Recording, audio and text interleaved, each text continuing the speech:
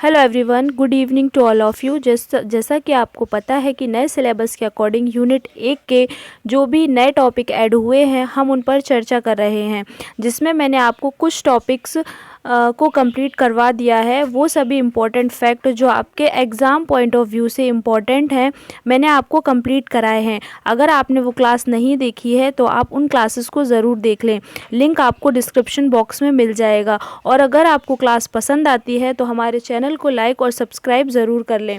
तो चलिए फिर हम आज शुरू करते हैं। आज का टॉपिक है हमारा वेद। तो वेद मैं आपको इस क्लास में कंप्लीट कराऊंगी। अगर आपको पसंद आता है तो प्लीज़ हमारे चैनल को लाइक और सब्सक्राइब ज़रूर करें। वेद का अर्थ होता है ज्ञान। क्या होता है? वेद का अर्थ ज्ञान होता है, जिसमें भारतीय साहित्य की आत्मा को हम वेद कहते हैं। किसे कहते हैं? भारतीय साहित्य की आत्मा को वेद कहते हैं। इसका संकलन महर्षि कृष्ण द्वैपायन ने किया था। किसने किया था? महर्षि कृष्ण द्वैपायन। वेदों की संख्या 4 होती है। कितनी होती है? 4, जिसमें पहला है ऋग्वेद, दूसरा यजुर्वेद, तीसरा सामवेद और चौथा है अथर्ववेद। 7 नवंबर 2003 को यूनेस्को ने वेद पाठ को मानवता के मौखिक अमूर्त विरासत की श्रेष्ठ कृति घोषित की है। कब? 7 नवंबर को। 7 नवंबर 2003 को किसने की? यूनेस्को ने की। पहला वेद है हमारा ऋग्वेद। ऋचाओं के बाहुल्य होने के कारण इसे ज्ञान का वेद कहा जाता है। ऋचाओं का बाहुल्य होने के कारण इसे क्या कहते हैं? ज्ञान का वेद कहते हैं। विश्व का सबसे प्राचीन ग्रंथ ऋग्वेद को माना गया है और यह एक ऐसा वेद है जो वर्तमान समय में उपलब्ध है। विश्व का सबसे प्राचीन ग्रंथ कौन सा है? ऋग्वेद है। एक ऐसा ग्रंथ है जो वर्तमान समय में भी क्या है? उपलब्ध है।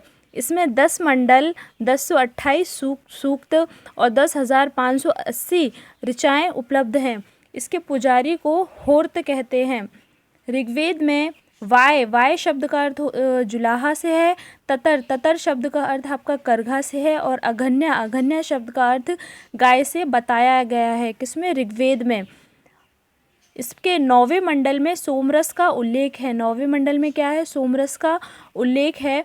10वें मंडल में पुरुष सूक्त का वर्णन है। 9वें मंडल में सोमरस का उल्लेख है और 10वें मंडल में पुरुष सूक्त का वर्णन है।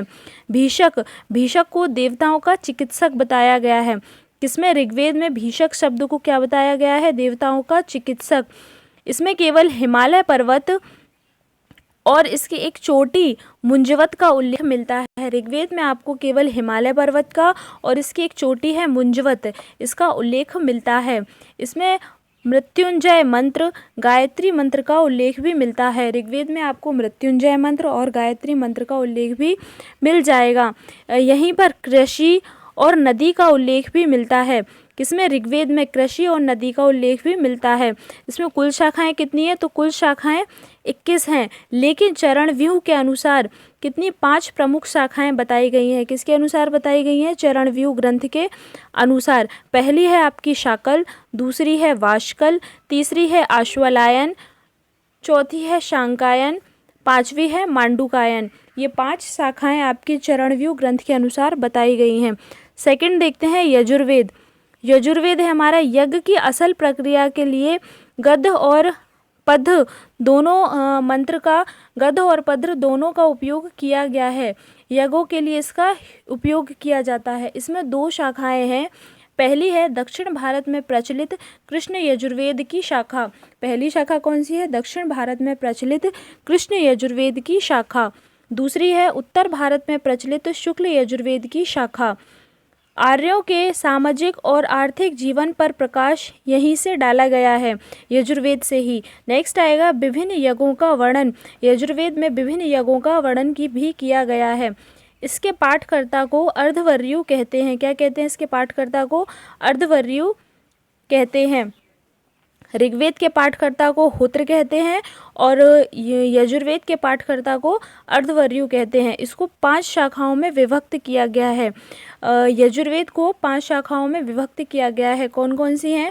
पहली है काठक, दूसरी है कपिस्थल, तीसरी है मित्रायणी, चौथी है तेतीरीय और 5वीं है बाजसैनी। नेक्स्ट देखते हैं सामवेद। सामवेद का अर्थ होता है गीत संगीत प्रदान। इसमें गीत संगीत प्रदान ये एक वेद है जिसमें चारों वेदों में आकार की दृष्टि से सबसे छोटा वेद सामवेद को बताया गया है। इसके पाठकर्ता को उद्रात कहते हैं। ऋग्वेद पे हमने देखा कि उसके पाठकर्ता को होत्र कहते थे और यजुर्वेद के पाठकर्ता को अर्धवर्यु कहते थे और यहीं पर सामवेद के पाठकर्ता को उद्रात कहते हैं। अधिकांश मंत्र ऋग्वेद में ही उपलब्ध हैं। अधिकांश मंत्र आपके ऋग्वेद में ही उपलब्ध होते हैं, लेकिन कुछ मंत्र स्वतंत्र भी रहते हैं, जिसमें सामवेद में मूल रूप से 99 मंत्र बताए गए हैं। सामवेद में कितने मंत्र हैं? 99 मंत्र बताए गए हैं। नेक्स्ट है अथर्ववेद। अथर्ववेद में कन्याओं के जन्म की निंदा की गई है। यहाँ पर देवताओं की स्तुति के साथ चिकित्सा, विज्ञान, दर्शन के भी मंत्र उपलब्ध हैं। इस वेद का ज्ञान सबसे पहले भगवान ने महर्षि अंगिरा को दिया था। इस वेद का ज्ञान सबसे पहले किसने दिया था? भगवान ने महर्षि अंगिरा को दिया था। इसका अन्य नाम ब्रह्मवेद भी है। इस वेद को हम ब्रह्मवेद भी कहते हैं। चरणव्यूह ग्रंथ के अनुसार इसमें 9 शाखाएं हैं। कितनी शाखाएं हैं? 9 शाखाएं, जिसमें पहली है पैप्पल, दूसरी है दांत, तीसरी है प्रदांत, चौथी है स्नात, 5वीं सोल, 6वीं आपकी ब्रह्मदावल, 7वीं है आपकी सोनक, 8वीं है देवदर्शन, 9वीं है चरण विद्या। यह गृहस्थाश्रम के अंदर पति पत्नी के कर्तव्यों, विवाह के नियम, मान मर्यादाओं का उच्चतम विवेचन एवं ब्रह्म की उपासना संबंधी बहुत सी मंत्र उपलब्ध हैं।